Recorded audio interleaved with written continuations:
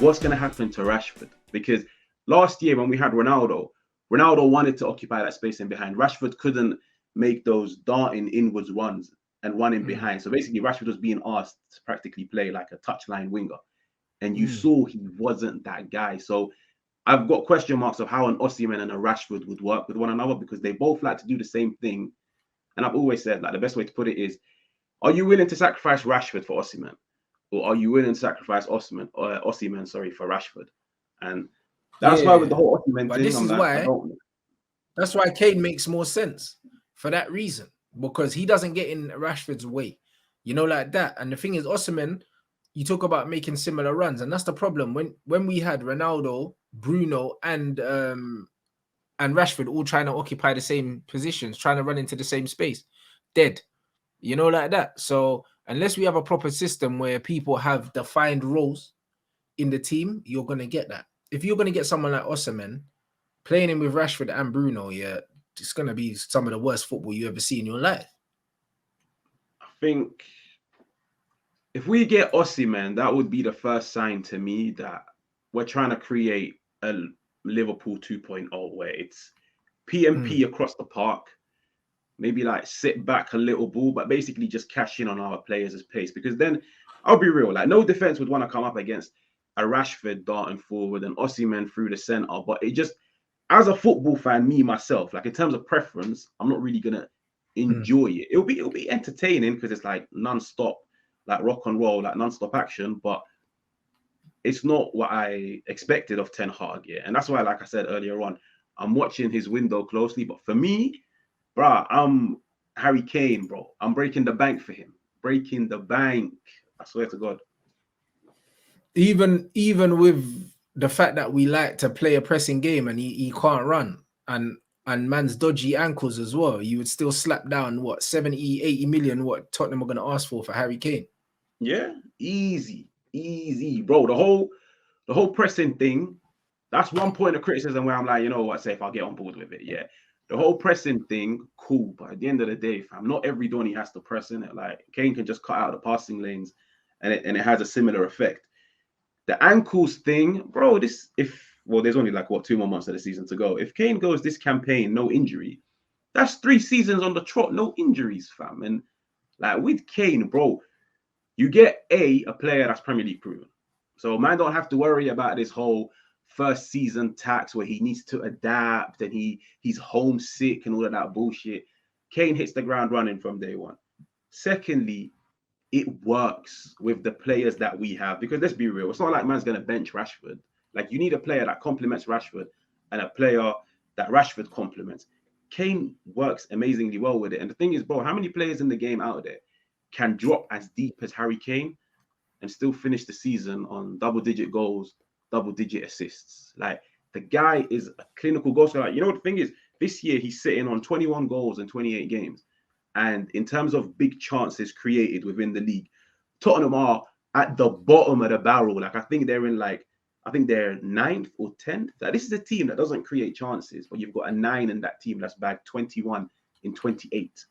Like he solves all of our problems. The only thing I'm not on is if they say they want over 100 million.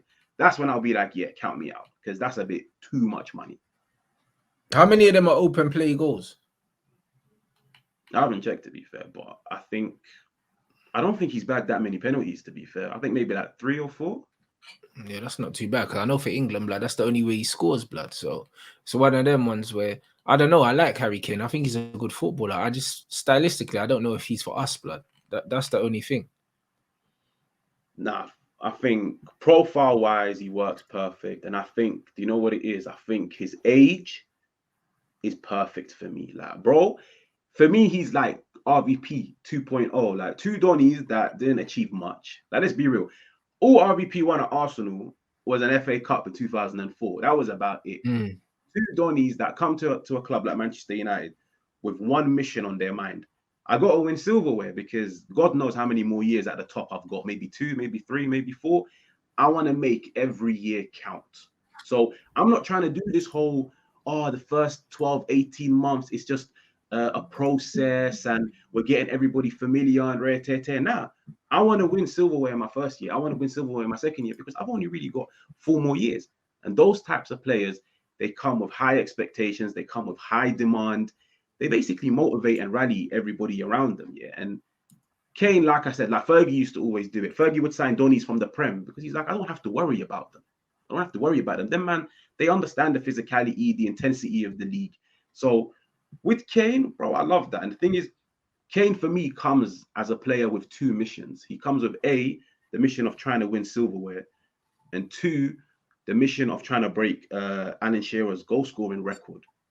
Yeah, so like, bro, this guy's gonna be goal hungry. Man's got one 6'6" brother that's got 1 goal, and then we've got the other Donny that's sitting on 15 goals in 3 years, 21 goals in 28 games. Last year, he only really started kicking ball in the second half of the season because he was on strike for the first half, and he still got 20 GA in the league. Bro, Kane, bring me Kane. Yeah, I hear that. I hear that, bro. Man said I can't trust Kane's mentality. To be fair, anyone can miss a penalty, a pressure pen. To be fair, that's the only pressure pen he's taken in his life, and he missed it. So I don't know, but I don't know. I don't think that says anything about Harry Kane, though. To be fair, you don't really get pressure penalties when you're playing for Tottenham, blood. Yeah, nah. I've always said the whole like mentality stuff. Like I've never gotten on board with it. Like the funny thing is that whole mentality thing, like man can throw it in the bin come next year Jan if we win the Carabao Cup. There you go. He's won silverware now. So the whole mentality thing. And to be fair, bro, like I kind of sympathize with the guy. Like 2 years ago, he went on strike. He missed the whole preseason camp. He wanted out. Like he even came out on public television. He was like, "Yo, man's trying to leave. Like, let me go." And they still didn't let him go. So at the end of the day, like he's shown that he's an ambitious player. He wants to win. But bro, at the end of the day, you can't roll in and hold Daniel Levy gunpoint until he sanctions a move away. So for me, he just improves us in all of the areas in attack where we're lacking. And he complements all of the profiles on the pitch. He can play part of a counter-attacking team because under Mourinho, he practically played as a number 10. And then Son and Lucas Moura were making the runs in behind. Got goals, got assists. This year under Conte's told him, yo, I want you to stick in the box. None of this dropping deep. 21 goals in 28 games. Like, I can't fault that, bro. Yeah, like you said, he suits the profiles we've got, but he doesn't suit the profile of the team in terms of how the manager likes to play. That's my thing.